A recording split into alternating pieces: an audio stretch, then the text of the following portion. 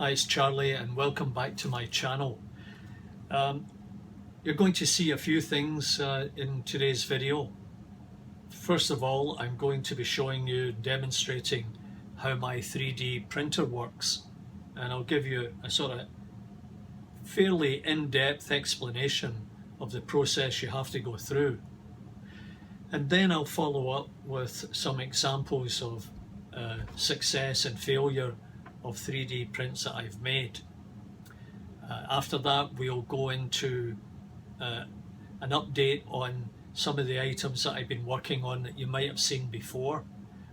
The Clyde Puffer would be one of them, and the other item would be the Scalescenes free downloadable low profile warehouse, which will make a good addition to the layout. And there's always pros and cons to these things if you don't follow or understand the instructions clearly, or better still, follow the instructions. That way you won't get a failure. But it's all very interesting. You're always learning on the go. And lastly, we'll have a short train running just to see what else I've got here. So another point that we're going to talk about is the bonus. Well, you know, there are other little items that I've picked up here and there, and I just want to give you a heads up of some hints and tips and how to develop your model railway layout. So stay tuned for that. And please press that subscribe button, give me a thumbs up if you can, and leave a comment, because it's the comments that help me make these videos. It's a learning situation. I'm trying to pass on some information to you, and I'm hoping that you'll be able to give me a heads up and some tips and tricks on what I'm doing, and make this exercise of doing a model railway easier than what it is, because you know it is challenging. So let's go on to the layout and find out about. I'm just going through the process of setting up my 3D printer, and I've been trying to follow the instructions contained in this booklet, and I watched a couple of YouTube videos that have certainly helped. So I'm presently warming or heating up the plate in the extruder.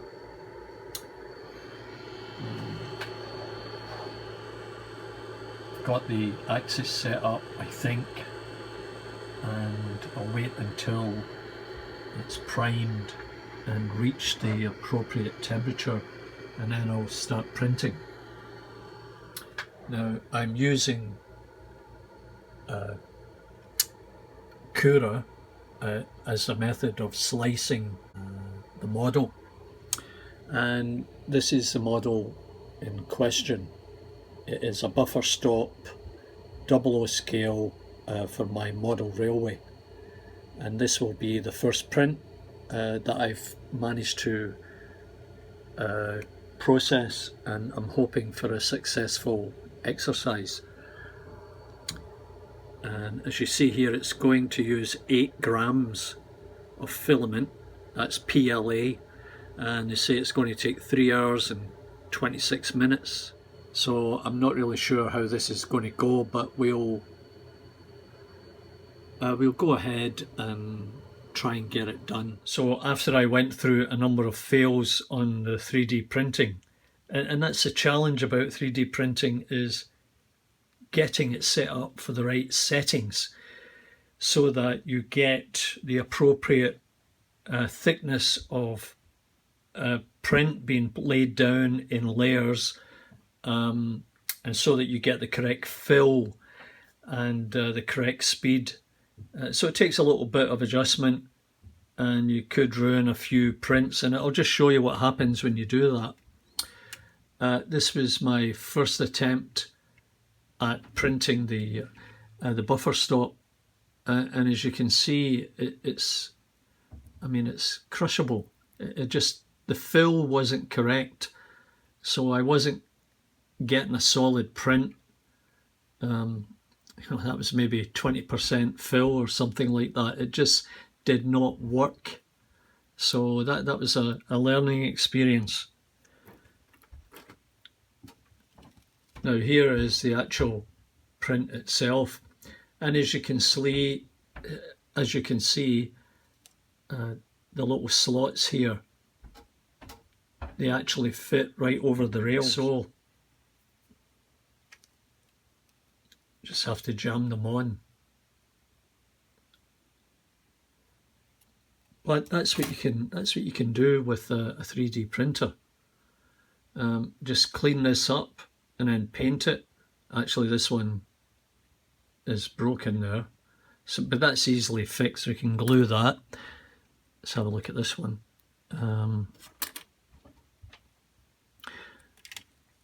Yeah, so here was one of the first ones. Once again, not complete, but that was an improvement on this one, as you can see. There's more fill in this particular print than what there was in that one. Now, here is one that still has what we call the raft. So you may have seen the printer head moving around, laying material down. So the first thing it does, it lays a raft, and that basically sets a flat surface above the plate on which it can start to lay plastic. And here's a really good example of that. That's a raft. You can break it off and pull out the individual pieces, and then you just go through the process. As you can see, it's coming apart there. So you go through the individual pieces, separate them from the raft, and then all you have to do is go in and clean up the edges, and maybe there's some plastic hairs hanging from it, and then you paint it up to the colours that are suitable for your area. So the whole 3D printing experience, it does look complicated, but once you get your settings corrected, you just have to press a button and go and have a cup of tea, and you'll come back and you'll see that it's printing whatever you desire. So my intention is to keep looking for items suitable for the model railway and make an attempt at printing them.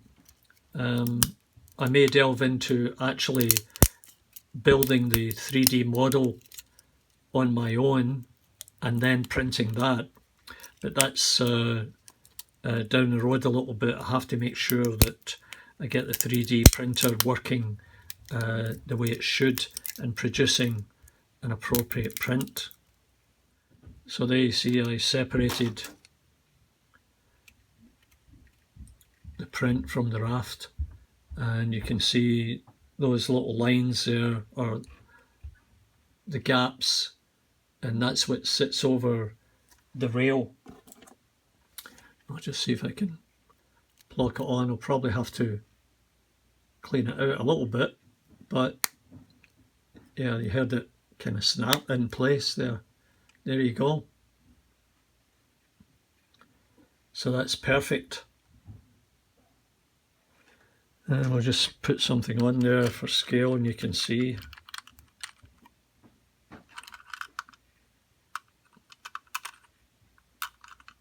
Yeah. So if you never thought about 3D printing, now's the time. If you get some time to explore some of your interests, and if you can get access to your library, maybe they have a 3D printer, and all you have to do is go into places, sites like Thingiverse, and download the model file for this, and then set up a slicer like Cura, as I demonstrated earlier, and produce your sliced model, and then transfer it to the printer and print it. So I hope you enjoyed that.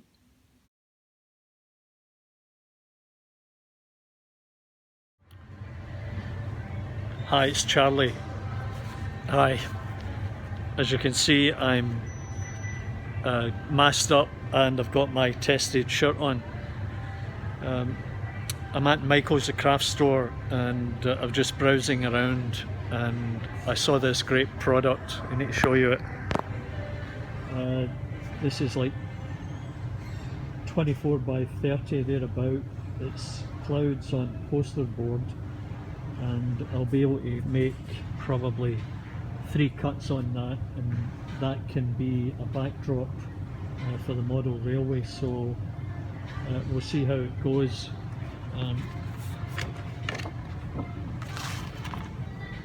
So there you go, poster shop, designer poster board. And it was only $2.99, so it's worth trying out, and we'll get back to you when I've cut it up and I'll put it into the model railway and see how it looks. Anyway, you never know what you'll find at Michael's. Always look for the coupons to get 40% or more off. Bye for now.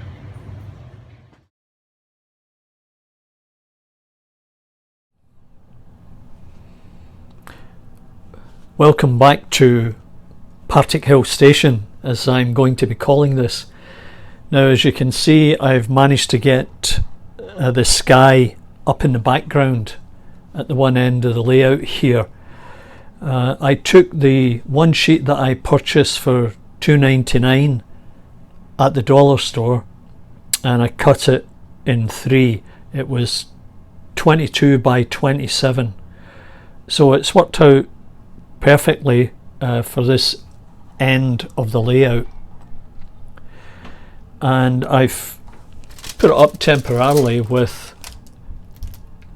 similar to blue tack that I've applied to the back of the paper and press it against the drywall. Now I hope you can hear this okay, because outside it's probably about 27-28 degrees and we do have the air conditioning running, so if you hear a noise in the background, I do apologise for that. Anyway, I just thought I'd put this together quickly so that we can see how I intend to try and develop my layout. Now that there, as you know, is the cement works that I constructed using papers from Scalescenes, or might have been 3DK, and it's a combination of painted and rusted. And then I've inserted the blue circle tanker in there, along with a 3D printed buffer stop. As you can see, it fits nicely and snugly onto the rails. Now I've added some workers for effect, and we'll just pull one over. I've got it on a piece of packaging, and my approach to this was paint it black and then dry brush in the shirt and the skin and the bonnet or the hat, and it's worked out really good. Very pleased with the way that's turned out. As you can see, I've got one of my handmade trees in the background, and it helps hide the joint in the sky there, and I think that looks quite effective and might be normal in some railway locations. Just for effect, I put this tube in. Now my intention with this was to build an oil tank and sitting in a caption area with a wall around it, so that if there is a spill it won't leak out into the surrounding area. And it may have been a toilet paper tube, and then I just added some ends on it. and then I will add a little bit more detail to it.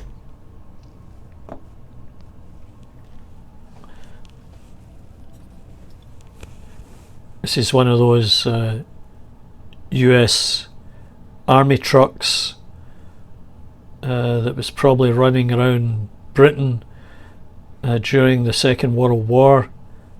I haven't painted it up yet, but it could look quite effective in there.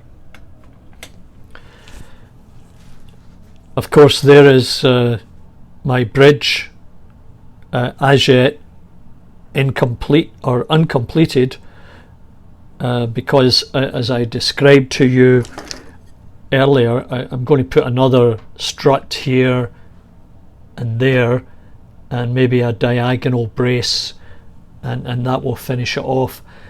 Then I will cut out the road bed for a suitable length and get it in here somewhere. Now, some other things that I've purchased, these are these 1, 2, 3 blocks. They're perfectly square and flat, and they're ideal for building. So you can get any combination of right angles with this. And you know, I saw them being used by Adam Savage from tested.com, of whom I'm a big fan. Some of you might know that. And I got them, and I got these for a fairly good price on Amazon. So if you're into building buildings, then they will come in very handy for you. Another thing I've been doing is, so this is the Scalescenes free downloadable warehouse. I'm about halfway through the build, and just to let you see, I have used corrugated cardboard for the construction. It's pretty sturdy with that, a good solid build, and I'm sure it'll look quite good when it's finished. I may change the base. The cardboard is a bit thick and it will show up. Might be difficult to disguise, but otherwise it looks pretty good. Now, I made a couple of errors, as one would do when you first attempt this type of build, and I wasted a couple of prints on it. And one of the issues with the printing is you have to make sure you're printing at the proper scale, either exact or fit to sheet. You have to make sure you select the correct settings, and that'll ensure that your build goes according to the instructions. But quite like this little build, and it will be a nice little addition to the layout.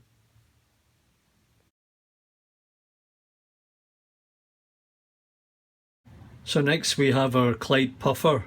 So I'm working on a number of fronts here and trying to spread my time around. I purchased this at Home Depot, PVC pipe, and just cut it to approximate size. I'll cut a hole here in the superstructure and place it in, and that will be the approximate height of it. So once I get that glued down and painted, that'll look quite effective.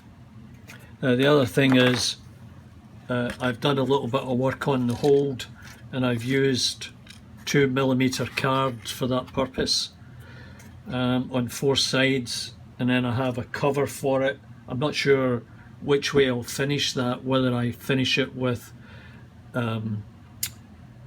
strips of wood to reflect the type of hatch cover that some of them had, or I might come up with a canvas cover. But I'm going to add a little bit of detail and put these stiffeners in the coaming of the hatch. I'll get them glued in, and that will give it a little bit of detail. And I need to find a paper material that's got decking on here of the type and size of the 50s, 60s. And then, I'll put it on this deck area here.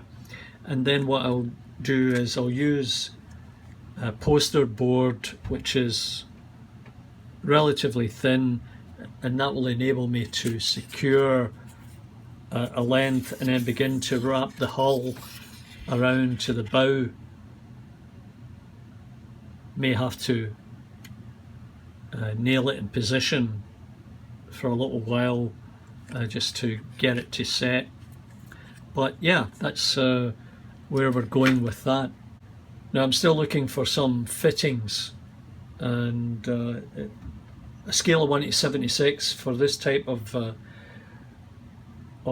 vessel kind of difficult to come by, and I'll need to continue my searches for a winch. I found a winch, but it was like £30 or something like that, and it seemed like an awful lot of money for a little foam core cardboard model. May have to come up with something inventive on that part, but things like anchors and chains I should be able to find there from some model ship, boat, hobby store.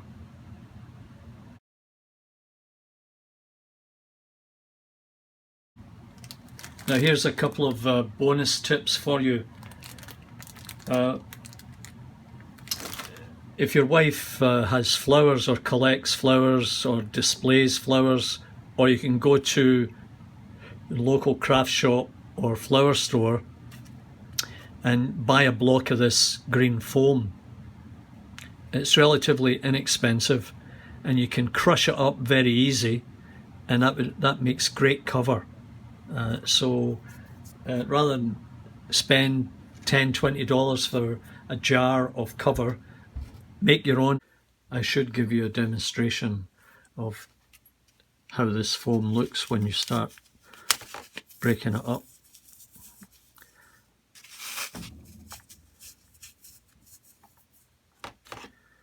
So as you can see, it's got a nice texture similar to what you would buy if you bought it in a bottle.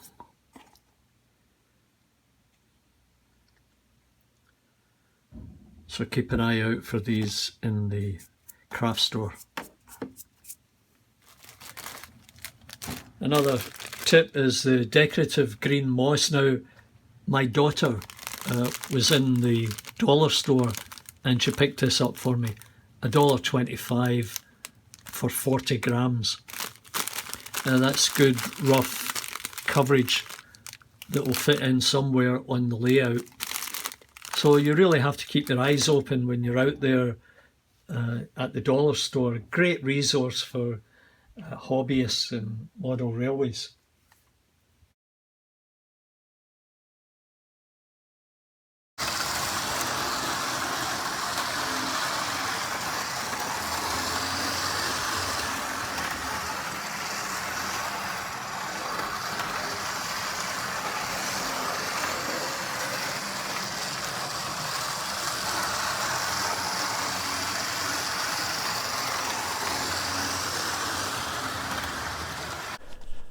Well, I hope you enjoyed this month's layout update, and thanks very much for tuning in. I tried to bring you a variety of topics and I jammed in as much as I could in the time that I had. If you did enjoy the video, please consider giving me a thumbs up, ring that bell and subscribe to the channel. Over my left shoulder here you'll see another video highlighted that you may wish to watch also. Find some other information about model railways and my layout in general. And I look forward to seeing you next time when I try to bring you other interesting topics related to my model railway. Bye for now.